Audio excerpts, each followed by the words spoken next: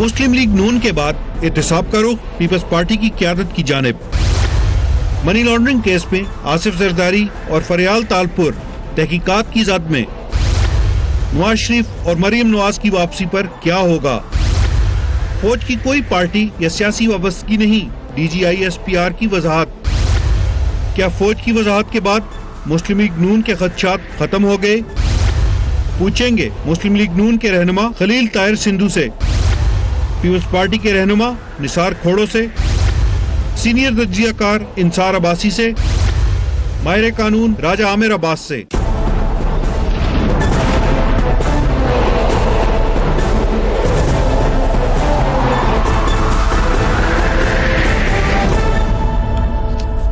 And a very warm welcome to the show. इस वक्त पाकिस्तान की सियासत में सबसे अहम सवाल यह है कि क्या जुम्मे के रोज नवाज शरीफ और मरियम नवाज वापस पाकिस्तान आएंगे या नहीं।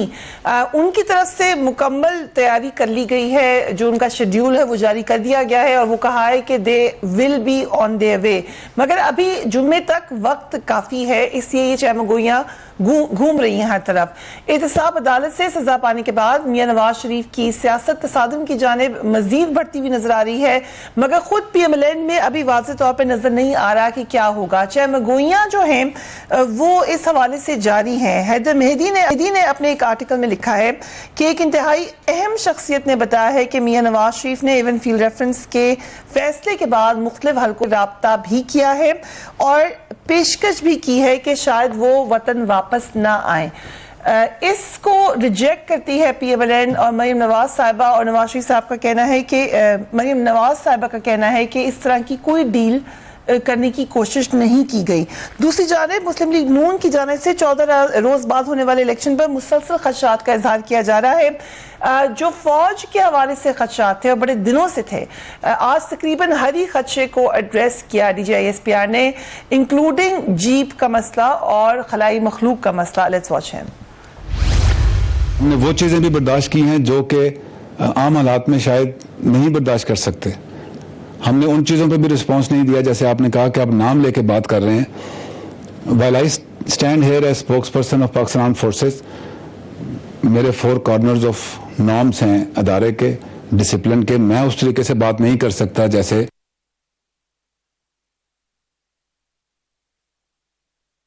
और हम इसलिए बर्दाश्त कर रहे हैं कि वी नो कि हमने जाना किधर है। आप चले ये भी मान लिया कि पॉलिटिकल इंजीनियरिंग जिस तरीके से भी, at the end of the day voter ने वोट करना है। 106 million Pakistani they are going to vote. क्या 106 पाकिस्तानी इसको जाके को कह सकता है कि जी आज इसको वोट डालें, इसको ना डालें?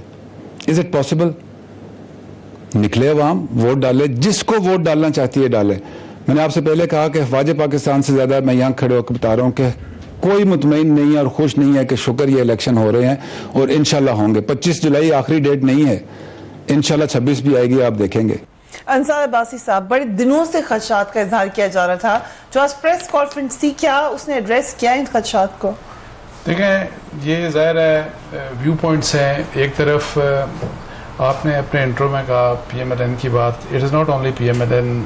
जरदारी साहब का जो इंटरव्यू था उनकी भी अप्रीहेंशन थी और वो भी कह रहे थे कि इवन प्लेइंग फील्ड नहीं है और 100% वो नहीं है। वो भी उन्होंने भी क्वेश्चंस बहुत से रेज़ किए बहुत से इश्यूज़ के ऊपर। सो इट इज़ नॉट ये जो डाउट्स क्रिएट किए जा रहे हैं regarding the fairness of elections, ये सिर्फ PMLN की बात नहीं है, ये पाकिस्तान पीपल्स पार्टी की भी है। JUI मौलाना फजल रहमान ने भी ये कहा और भी मेरे ख्याल मुख्तलिफ पोलिटिकल पार्टीज़ ने कहा। सो एक तरफ तो ये है, दूसरी तरफ ज़ाहिर है जनरल साहब की तरफ से जो आज कहा गया, आई विश कि जी अल्लाह करे यही हो। लेकिन मैं आपको एक बात बताऊं कि मैं नहीं कहता कि फ़ौज लाजमन होगी। फ़ौज से जब हम कहते हैं तो मतलब ये है कि कोई डिसीजन है इस किस्म का कि जी आप पॉलिटिकल इंजीनियरिंग कर रहे हैं। लेकिन मैं ये आपको बताऊं कि ये जो इवेंट्स पिछले 2-3 महीने के आप देखें तो कुछ ना कुछ ज़रूर हुआ है, कुछ ना कुछ हो रहा है। मसलन कौन-कौन से events? देखें, मैं आपको ये बताऊं कि जब मेन प्लेयर्स जो इलेक्शन लड़ रहे हैं, मेजर पॉलिटिकल पार्टीज 3-4 जो टॉप मोस्ट 4-5 पॉलिटिकल पार्टीज हैं, अगर उनमें 4 ये कहती हैं कि जी कोई ना कोई प्रॉब्लम है, तो डोंट यू थिंक कि इसके ऊपर इलेक्शन कमीशन को बैठ के कोई एक इंक्वायरी या कोई डीपली आप Isn't this exactly जो 2013 में था? तब भी तमाम पॉलिटिकल पार्टीज कह रही थी कि इलेक्शन फेयर नहीं हुए। बाद में कहा था, देखें, एक है बाद की बात, एक है पहले की बात। राइट। पहले ये कहा जा रहा है कि जी स्टेज किसी एक पॉलिटिकल पार्टी के लिए सेट किया जा रहा है, सही, यानी ये कहा जा रहा है। तो मैं ये कहता हूँ कि ये बात सही है, लेकिन एट द सेम टाइम जो मेजर पॉलिटिकल पार्टीज हैं, मेजॉरिटी पॉलिटिकल पार्टीज हैं, अगर उनकी एप्रीहेंशन है तो उनको भी सुना जाना चाहिए। ओके, और मैं ये कहता हूँ एसपीआर कह रहे हैं कि वोट तो आपने खुद डालना है, हम तो नहीं आपको कह सकते किसको वोट डालना है, या किसी को हम नहीं कह सकते कि आप ये पार्टी ज्वाइन करें।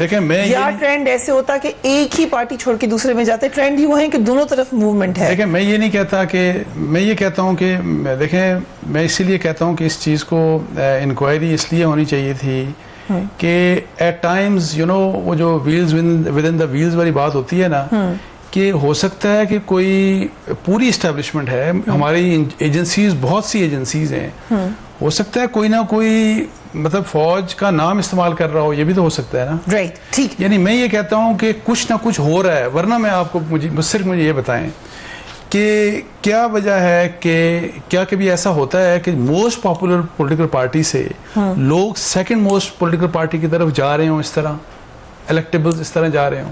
क्या कभी होता है वैसे? अनयूजुअल सर्कमस्टेंसेस भी है ना। नहीं, क्या अनयूजुअल? क्योंकि डिस्क्वालीफाई हुए नवाज शरीफ साहब। मैं आपको बताऊं,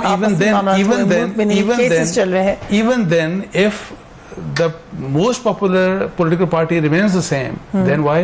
और जो कि इलेक्टेबल्स हैं, तो जिनका काम ही है इधर उधर जाना, और ऐसे हालात में खास तौर पे, राइट, जिनका काम ही है, पूरा उनका ट्रैक रिकॉर्ड देखें तो ऐसे ही ऐसे घूमते रहे। और फिर जब पॉलिटिकल पार्टीज ये कहें कि जी हाँ, हमें हमारे साथ इस तरह के प्रेशर टैक्टिक्स, हमें फोन कॉल्स आ रही है, हमें ये आ रहा है, इवन प्राइम मिनिस्टर ने खुद कहा, जो फॉर्मर प्राइम मिनिस्टर थे शाहिद अब्बासी, उन्होंने तो कहा, उन्होंने कहा और लोगों ने कहा। तो मैं ये कहता हूँ कि ये ऐसी चीजें हैं कि जिनको इसलिए देखा जाना चाहिए था कि एक तो इलेक्शन फेयर हो, राइट, वहां पे डाउट्स ना हो, जो कि बड़ी इंपॉर्टेंट बात है, और दूसरा देखें जो भी ये काम कर रहा है, और उसका जिससे भी ताल्लुक है, वो डिस्क्रेडिटेड एलिमेंट है, वो जहां भी है, इसके नतीजे में बदनामी फौज की हो रही है। ओके, और ये रियलाइज करके आज कोशिश की है डीजीआई स्पेनिस को एड्रेस करने के। आमिर साहब, आप कन्विंस हुए प्रेस कॉन्फ्रेंस से? देखिए, इसमें एक तो प्रेस कॉन्फ्रेंस में बड़ी कॉम्प्रिहेंसिव जवाबात थे बहुत से बातों के, जैसे कि कहा गया कि जी किस इलेक्शन से पहले इस किस्म के एलिगेशंस नहीं लगे, कोई एक इलेक्शन बता दें। ये बातें होती रही कि जी ये कोई मैन्यूवरिंग हो रही है, कोई इंजीनियरिंग हो रही है, और कोई इस किस्म की बात है।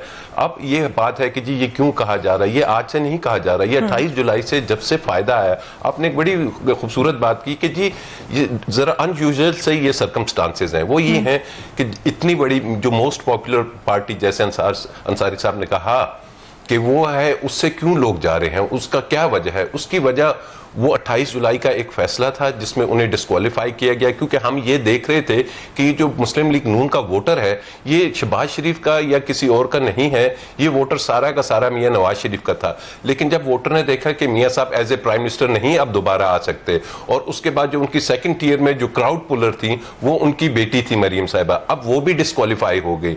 जब ये दोनों डिस्क्वालीफाई हो गए तो जो ये इलेक्टेबल्स वहां भी गए थे 2013 के इलेक्शन में, कोई 30-40 की नंबर्स था, तो वो हमेशा एक स्विच करते हैं और वो ये देखते हैं कि जी कौन सी पार्टी नजर आ रही है कि शायद वो अभी ये इलेक्शंस जीतेंगे। तो उनको किसी को कहने से वो इतने बेवकूफ नहीं होते। डेमोक्रेसी की अगर डेफिनेशन लें तो ये उनकी चॉइस नहीं है इलेक्टेबल्स की, वो किधर जाएं, उनकी constitution. But can someone pressurise them? देखिए, जो आज कहा कि हम कहें तो क्यों जाए किसी के कहने? अगर हम इनको देखें ना, ये इलेक्टेबल्स को, ये एक इलेक्शन में नहीं जीत के आए हुए, ये बड़े मैच्योर किस्म के, लाइक 3-4 दफा ये असेंबलीज में आ चुके हैं। ये किसी के ऐसे प्रेशर में नहीं आते, ये प्रेशर में आते हैं इस चीज के कि हमने रहना है पार्लियामेंट में, हम अगर मौजूद होंगे, हम इलेक्शन जीतेंगे तो हमारी जो नाम है, हम जो है, कुछ हैं रहेंगे। तो इन्हें नजर आता है कि ग्राउंड पे कि हमारा वोटर अब स्विच हो रहा है, हमको शायद इतने वोट्स ना मिल सकें। तो ये देखते हैं ग्राउंड रियलिटीज को कि इलेक्शन जीतने के लिए हमें कौन सा प्लेटफॉर्म है। हमारे अपने वोट बैंक तो है, लेकिन हमें 10 to 20-30% पार्टी वोट चाहिए होता है। वो पार्टी वोट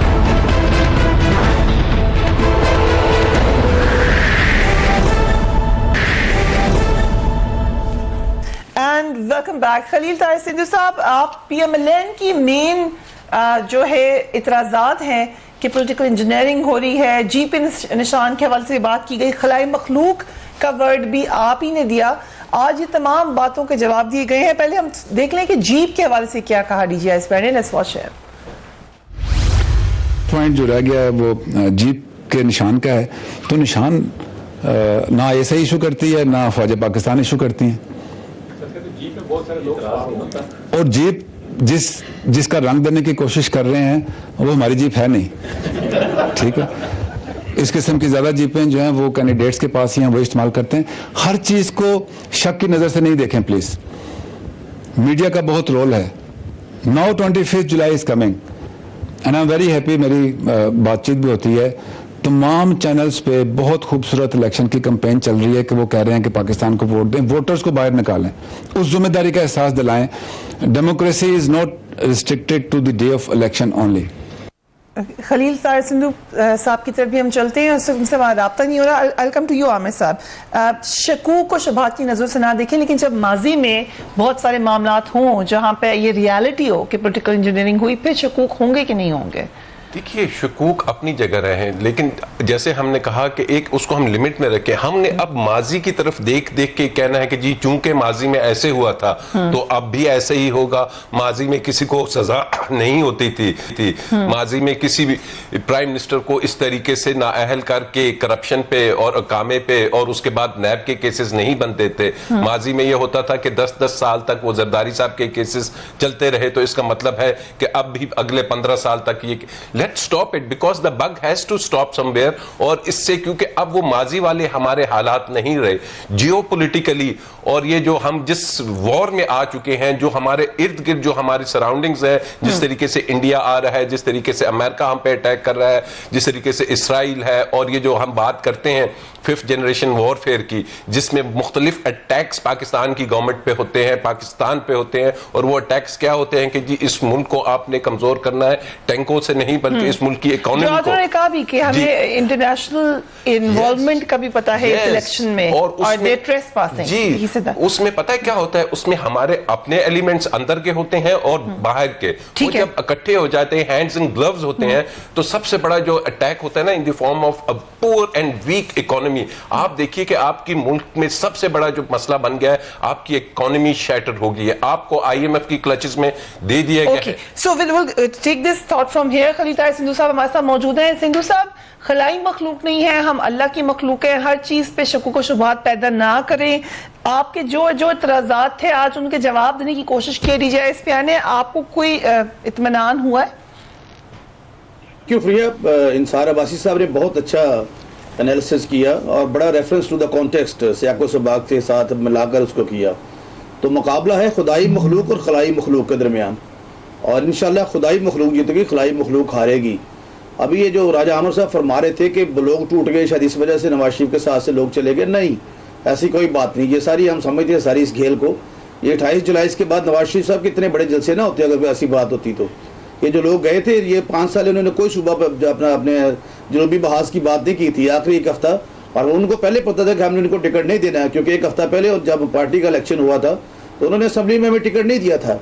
लेकिन ये खेल अब ज़्यादा देर नहीं खेला जा सकता। जो मखलूक की आवाज़ है, जो हमारी अपना खुदाई मखलूक की, उसको कोई भी रद्द नहीं कर सकता। और आप देखेंगे 25 जुलाई को इंशाअल्लाह सियासी कुव्वतें जीतेगी। जो गैर सियासी लोग हैं, जो चौथ दरवाजे से आना चाहते हैं, वो कभी नहीं आ सकते। फिर प्रिया, आपने अपने इंटरव्यू में कहा कि पता नहीं वो आएंगे या नहीं आएंगे। प्रिया, आप you are very seasoned and senior journalist, और मैं I have a lot of respect for you. ये दोनों, मरियम भी आएगी, मरियम नवाज भी और नवाज शरीफ साहब भी आएंगे, लोग सजाओं से भाग जाते हैं। लोग तो मच्छर आ जाए केपी में तो वो पहाड़ों पे चले जाते हैं और ठंडी और पुरफजा मकाम पर चले जाते हैं, और फिर पंजाब से मियां शहबाज शरीफ अपने लोगों को भेजता है ताकि वहां से जो डेंगू है उसको खत्म किया जाए। तो इंशाल्लाह 25 जुलाई को अपना ये जो परसों जुमा आ रहा है, मियां नवाज शरीफ और मियां शहबाज शरीफ दोनों आएंगे और लोक सजाओं से हम भागेंगे नहीं, हम डटकर मुकाबला करेंगे। जो भी होगा हम हमारे पास अपील का टाइम है। सिंधु साहब, आप इतनी कन्विक्शन से कह रहे हैं कि वो जरूर आएंगे, उसके बाद प्लान क्या है? क्योंकि ये डिस्कस हो रहा है कि बड़ा उनका जबरदस्त इस्तकबाल होगा, लोग होंगे, लेकिन आगे प्लान क्या होगा उसके बाद? जी आगे प्लान ये है कि हम आगे प्लान फ्री है, ये होगा कि हम कोई ऐसा काम नहीं करेंगे हमारी पार्टी और या हमारे हामी जो हैं जो आइन के खिलाफ हो, जो कानून के खिलाफ हो। 25 तारीख को जोरदार धमाका होगा। वो धमाका ये होगा कि लोग अपने वोट से मुस्लिम लीग नून को जिताएंगे। ये किस किस को करेंगे, ये कितने वोटों को और मारेंगे, कितने वोटों और करेंगे, लेकिन इलेक्शन की तैयारी भी पूरी, कोई ऐसा काम ना हो जिससे इलेक्शन की तैयारी है। मियां नवाज शरीफ से लोग मोहब्बत करते हैं। मैं आपसे थोड़ा सा पीछे जाना चाह रहा था कि कोई ना कोई मिस्टीरियस मिस्ट्री है। कब तक लियाकत अली खान को गोली मारी जाएगी, कब तक जो हुसैन शहीद सर वर्दी था उस पर बगावत का इल्जाम लगाया जाएगा, कब तक भुट्टो साहब को फांसी का फंदा झूलना पड़ेगा, कब तक मोहतरमा बेनज़ीर भुट्टो को शहीद किया जाएगा, कब तक मियां नवाज शरीफ साहब के खिलाफ इस किस्म के फैसले आएंगे। अभी राजा आमिर साहब बैठे हैं, चले ठीक है जी, ओनस हम पे था, ये कौन सी करप्शन सबूत साबित कर सके हैं कि जायदाद कहां से आई है? कुछ तो काम ये भी साबित करते हैं। इसको यहाँ पे इस बात को रोकते हैं, लेकिन ये बड़ी अहम बात है जो आपने प्लान बताया। अंसार बाजी साहब, आपका क्या ख्याल है सियासी तौर पर? नवाज शरीफ साहब को फायदा होगा आने का या बेहतर होता कि वो ना आते? अभी देखें, अगर नवाज शरीफ साहब नहीं आते तो मेरा ख्याल है कि उनको पॉलिटिकली बहुत ज़्यादा नुकसान होगा, बहुत ही ज़्यादा नुकसान होगा। और फिर ये है कि जी जब पॉलिटिक्स आपने करनी है तो ये कोई बात नहीं कि जब मुश्किल हो तो फिर बेशक जैसी भी जजमेंट है, आई पर्सनली बिलीव, मैंने तो बहुत पहले भी कह चुका हूँ कि सुप्रीम कोर्ट की भी जो जजमेंट थी मेरी नज़र में वो बड़ी वीक जजमेंट थी, और ये भी जो जजमेंट है ये भी इंतहाई वीक जजमेंट है और बड़े अजीब से ग्राउंड्स के ऊपर उन्होंने सजा दी। बिलीव कि उनको नहीं डिस्क्वालीफाई होना चाहिए था, नहीं सजा मिलनी चाहिए थी? देखें, मैं ये कहता हूँ कि एक जब प्रोसेस लॉ का चलता है और जस्टिस का होता है, वो पर्सन स्पेसिफिक नहीं होना चाहिए। मुझे ये बताएं कि डजन्स हैं केसेस, डजन नहीं बल्कि हंड्रेड्स ऑफ केसेस हैं नैब के। ये क्या बात है कि सिर्फ एक केस के ऊपर, सिर्फ एक केस के ऊपर टोटल तो जो है, और ये है कि ये 1 महीने के अंदर फैसला हो, सब कुछ 1 महीने के अंदर हो। जो पनामा के ऊपर थे, बिल्कुल नवाज शरीफ से स्टार्ट होना चाहिए था, because he was the prime minister of Pakistan. क्या जो बाकी जो थे 339 या 399 या 499 व्हाटएवर जो भी नंबर था, क्या उनके बारे में उसी किस्म का वही ट्रायल जिस किस्म का ट्रायल उनके लिए किया गया, क्या उस किस्म का ट्रायल उनके लिए नहीं किया जाना चाहिए? ये जो सारा कुछ किया जा रहा है, कितनी मुश्किल से हुआ, उसके लिए कितनी कैंपेन चलानी पड़ी, एकदम से नहीं हुआ ना। पूरा सड़कों पर आए लोग, शोर मचाया, प्रेशराइज किया, तो कोई शोर मचाता है, गवर्नमेंट कोई एक्शन लेती है? देखें, वो फिर सुप्रीम कोर्ट ने खुद ही कहा था, यहाँ कौन सा इदारा है जो खुद ब खुद काम कर रहा था? सुप्रीम कोर्ट ने खुद ही कहा था कि एक फ्रिवलस पिटीशन थी, जो फ्रिवलस पिटीशन कहां से उठी और क्या हो गया? ठीक है, एक अगर मुझे इजाजत है, एक वक्फे पे जा रहे हैं, I will come straight back to you, क्योंकि आपने कहा सिर्फ एक नजरें क्यों हैं, अभी जो कि दोबारा हमने देखा है एक्टिवली आसिफ जरदारी साहब और फरियाल तालपुर साहिबा के लिए जो मसाइल खड़े हो रहे हैं, इस पर भी बात करेंगे आफ्टर ब्रेक। कीप वाचिंग श्राइन फेरिया।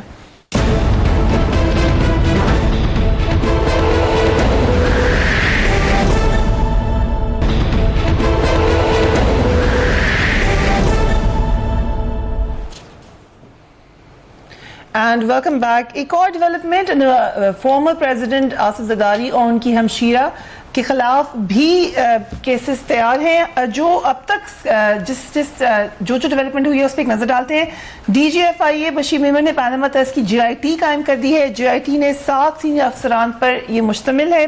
GIT के सरबराह एडिशनल DGFIA नजफ कली मजारी होंगे। GIT 65 जाली बैंक अकाउंट की तहकीकात करेगी जिनके जरिए 70 अरब की गैर कानूनी रकम मुंतकिल की गई। इनमें से बाज अकाउंट 2014 में सिर्फ चंद माह के लिए खोले गए, जिनमें 20 कंपनीज अकाउंट्स में रकम ट्रांसफर की गई। इनमें साबिक सदर जरदारी और फरियाल तालपुर का MS जरदारी ग्रुप का नाम शामिल है, जबकि आसिफ जरदारी के दोस्त अनवर मजीद की अंसारी शुगर मिल्स के अकाउंट्स में भी रकम मुंतकिल हुई। जी बैंक के वाइस चेयरमैन हुसैन लवाई को मनी लॉन्ड्रिंग के इल्जाम में गिरफ्तार किया जा चुका है। अब्बासी साहब, क्योंकि ये सवाल ये बार बार उठ रहा था कि वाई जस्ट नवाज शरीफ, ये उसको बैलेंस करने के लिए डेवलपमेंट हुई है? मुझे नहीं पता बैलेंस करने के लिए की गई, और अगर बैलेंस करने के लिए की गई है तो बहुत ही ज्यादती की बात है, बहुत ही ज्यादती की बात है। मैं ये कहता हूँ ये चीजें ना किसी एक पॉलिटिकल पार्टी को आप विक्टिमाइज करने के लिए अकाउंटेबिलिटी का प्रोसेस स्टार्ट करें, और ना ही फिर उसको बैलेंस आउट करने के लिए कोई ऐसा काम करना चाहिए। इसमें एक बात तो बिल्कुल सही है कि अभी चूंकि पॉलिटिकली या एडमिनिस्ट्रेटिवली अगर सारा ऑनस्लॉट है, इट इज़ अगेंस्ट मियाँ साहब and now it has started against Zardari साहब। इन दोनों का ये कसूर ज़रूर है कि भाई आपने अकाउंटेबिलिटी कमीशन को क्यों नहीं रिफॉर्म किया, आपने ये FIA और ये जो हमारे इदारे हैं FBR इनको इंडिपेंडेंट क्यों नहीं किया, ये इनका बिल्कुल कसूर है। और अगर उस वजह से उसके कंसिक्वेंस में इनके मतलब हो रहा है तो एक लिहाज से ये कहा जा सकता है कि आपका इलाज है, आप यू डिजर्व दिस, बिकॉज आपने अगर इस मुल्क में इंस्टीट्यूशन बिल्डिंग की होती तो ये ना होता। लेकिन मैं आपको बताऊं, लेकिन अगर ये सारा कुछ किसी प्लानिंग के तहत हो रहा है ना, बैलेंसिंग एक्ट है, ये है वो है, this is very unfair and it had never worked. और ये इस तरह ये भी अनफेयर है कि इनके खिलाफ कार्रवाई हुई? नहीं, मैं ये नहीं कह रहा। देखें, मैं ये कह रहा हूँ कार्रवाई नॉर्मल प्रोसेस में, ये तो आज से 6 महीने पहले क्यों नहीं हुई, साल पहले क्यों नहीं हुई, और ये हर एक के मतलब मैं कहता हूँ। आपने फवाद हसन फवाद को पकड़ा, आपने उस वक्त when he was in Punjab, आज से 6 साल पहले की बात है, तो भाई आपने 5 साल पहले क्यों नहीं पकड़ा, 4 साल पहले क्यों नहीं पकड़ा, 3 साल पहले क्यों नहीं पकड़ा, अब आगे आपने उसको पकड़ लिया। नाउ राजा आमिर अब्बास साहब, अगर इसकी हम थोड़ी सी लीगल इंप्लीकेशंस देख लें, अगर FIA की जानिब से तर्क किए जाने पर नहीं पेश होते तो किस किस्म की कार्रवाई हो सकती है उनके खिलाफ? अच्छा फरिया, लीगल पे थोड़ा सा आने से पहले जो बात हो रही थी इसकी टाइमिंग्स की, कि जी ये कोई बैलेंसिंग एक्ट है या उसके लिए ये किया गया है, इस वक्त पे क्यों किया गया। देखिए, हमें अब वो स्टेज आ गई है कि आसिफ अली जरदारी, मियाँ नवाज शरीफ, इन A-B, इससे बढ़ के हमें अब पाकिस्तान के लिए सोचना है। ये पाकिस्तान होगा तो ये बाकी पार्टीज भी होंगी, जरदारी भी होगा, मियाँ साहब भी होंगे, PTI भी होगी। नहीं, आपको के इल्म में है कि हालिया पाकिस्तान को ग्रे लिस्ट में डाला गया है, ठीक है, फाइनेंशियल एक्शन टास्क फोर्स, ठीक है। उन्होंने क्यों डाला है? मनी लॉन्ड्रिंग की वजह से। ठीक, आपके मुल्क में मनी लॉन्ड्रिंग का बहुत बड़ा इशू है, और उससे पहले 3 माह 4 माह उन्होंने आपको दिए थे कि आप कारकर्दगी हमें दिखाइए, आपने क्या केसेस किए, आपने किसको सजा दी, आपने मनी लॉन्ड्रिंग को रोकने के लिए क्या काम किए। क्योंकि ये मनी लॉन्ड्रिंग जो उनसी है, दो ही उसमें उस जो फाइनेंशियल एक्शन टास्क फोर्स है उसके 2 ही चीजें, मनी लॉन्ड्रिंग और उसके बाद जरूरी है कि ये चीजें। देखिए, आपके मुल्क में पहले भी एक मनी लॉन्ड्रिंग का केस हुआ था इसहाक डार की सूरत में, आपको इल्म में होगा कि फेक अकाउंट्स इसी तरीके से वो लंदन के वो इतना बुरा हुआ कि इतना बुरा हुआ कि कुछ भी नहीं हुआ। लेकिन अब चूंकि उनका कुछ नहीं हुआ तो उसी की वजह से ये वो चीजें जब सामने आई तो पाकिस्तान अल्टीमेटली सफर कर रहा है। अब हम ये चीजें अफोर्ड नहीं कर रहे। ऐसे जितने केसेस हैं जिसमें बैरून मुल्क यहां से पैसा गया हुआ है, मनी लॉन्ड्रिंग हुई है, अगर हम नहीं दिखाएंगे तो ग्रे लिस्ट के बाद एक और है, that is called the black list. If we go on black list तो फिर पाकिस्तान को बहुत प्रेशर होने, तो इसकी वजह से रुक सकते हैं हम। हाँ, बिल्कुल। अगर हम ये कार्रवाइयां, ये केसेस, ये रिजल्ट्स उनको देंगे कि जी इस मुल्क में देखिए मनी लॉन्ड्रिंग के बारे में ये हो रहा है, इस मुल्क में करप्शन के केसेस में हम अपने मुल्क के प्राइम मिनिस्टर को इसमें कन्विक्ट कर रहे हैं, तो दिस इज गिविंग, वही बात है कि मैं एक छोटी सी बात करूंगा। देखें, ये जो ग्रे लिस्ट में डालने वाले की ये एक इंटरनेशनल पॉलिटिक्स है। अमेरिका, इंडिया हमारे खिलाफ है, उनका एक खास इन्फ्लुएंस है, वो हमें टारगेट करना चाहते हैं। हमने बहुत कुछ किया है, मैं आपको बता दूं, टेररिज्म के लिहाज से भी, और ये भी जो मनी लॉन्ड्रिंग का मसला भी है, money laundering that is connected with the terrorism. हमने बहुत कुछ किया हुआ है, हमने बहुत कुछ किया। हम ब्लैक से ग्रे और ग्रे से व्हाइट भी हो गए हम। ये अभी सारा कुछ आर्म ट्विस्टिंग की पॉलिटिक्स है। और इसमें इन्होंने ये बात तो की, इन्होंने मुझे ये बताया कि जिन ऐसे ऑर्गेनाइजेशंस के बारे में जिस तरह हाफिज सईद मेन स्ट्रीम कर रहे हैं, जो कि मैं कहता हूं मेन स्ट्रीमिंग करनी चाहिए। वो क्या कह रहा है अमेरिका और इंडिया उनके बारे में क्या कह रहा है हमारा। मैं आपको इसमें एक और बात, उसमें फौज का व्यू पॉइंट मैं उन ऑर्गेनाइजेशन के बारे में कहता हूं मैं उन और जिनको हम कहते हैं कि उनकी मेन स्ट्रीमिंग, मेरा व्यू उन मसलों के ऊपर फौज के साथ मैं You also believe कि इनको mainstream हालांकि हमारी करना चाहिए। पॉलिटिकल साइड जो है हमारी अगर मुझे लगता है सिंधु साहब को वक्त इस मींस कि ये जो मियां साहब ने स्टेटमेंट दी थी कि यहाँ से जो जाना चाहते हैं, यू आर टोटली अगेंस्ट, कि ये बिल्कुल गलत उन्होंने कौन जाना चाहते हैं? ये जो we should not allow this, why these terrorist were allowed from to cross the border. मियां साहब का वो जो बयान था जो उन्होंने दिया था वो इंतहाई गैर जिम्मेदाराना और इंतहाई कंडेमनेबल था। मैं ये कहता हूँ बहुत सी बातें हमें घर के अंदर करनी चाहिए, वो घर के बाहर नहीं करनी चाहिए, पब्लिकली नहीं करनी चाहिए। अगर अलाउ करें और इस तरह की और देखें डबल गेम्स, पूरी दुनिया हमारे साथ डबल गेम करती है और हमें सत्यानाश हमारा उन्होंने किया। अगर हम डबल गेम करते हैं तो why do we expose our double games? It should not be exposed. It I should agree never with be you है exposed. कि अगर करनी है डबल गेम्स उनको एक्सपोज कम से कम ना करें। सिंधु साहब, अब आसिफ जरदारी साहब उनकी हमशीरा के खिलाफ भी मामला गर्म हो रहे हैं, क्या आप PMLN ये समझती है कि सिर्फ उनको टारगेट नहीं किया जा रहा? देखिए जी, जो इंसार अब्बासी साहब ने फरमाया इंतहाई अदब और एहतराम के साथ कि अगर तो ये बैलेंसिंग करने के लिए ये सारा कुछ किया जा रहा है तो ये गलत है। Totally I will support and I will be agree, I will the first person who will be agree आप विद लोग तो खुद बार-बार कहते रहे जरदारी साहब के खिलाफ। जी, हम आप भी कहते हैं, हम भी कहते हैं, लेकिन हम पॉलिसी की बात करते हैं। जो अभी इंसार अब्बासी साहब फरमा रहे थे कि 435 अफराद के खिलाफ सराजुल हक साहब ने पिटीशन दायर की थी और 434 अफराद को नहीं बुलाया गया। फिर ये हमारा मसला क्या है? हम कहते हैं हमें सिंगल आउट किया जा रहा है और उसकी सबूत है, एविडेंस की वैल्यू है हमारे पास, सबके पास है। ये हमारे राजा आमिर अब्बास मेरे भाई हैं, हम दोनों चलो लीगल फ्रेटर्निटी से ताल्लुक रखते हैं कि एक इंसान को सिंगल आउट करने का मतलब ये क्या है? ये रूल ऑफ कंसिस्टेंसी नहीं है, असल ये यकसानियत नहीं है। आप मियां नवाज शरीफ को दीवार के साथ लगाना चाहते हैं तो इस तरह से दीवार से नहीं लगेगा। आप देखेंगे कि मियां नवाज शरीफ आएगा भी और इंशाल्लाह खुदा के फजल करम से आप लोग एक्सपेक्ट करें बेल हो जाएगी मियां साहब की? जी बेल क्या, हम ये देखो 10 साल इसकी जो उनको पनिशमेंट है, ये 50 लॉज में बेशक फॉल करता है, लेकिन जो मैडम का केस है वो जो वुमेन प्रोटेक्शन एक्ट है उसके तहत होता है। और ये राजा साहब भी यही सवाल आमिर साहब से पूछे थे। आमिर साहब, बेल होने की कितने चांसेस हैं? डेफिनेट हो जाएगी। देखिए, बेल होने में कुछ फैक्टर्स होते हैं कि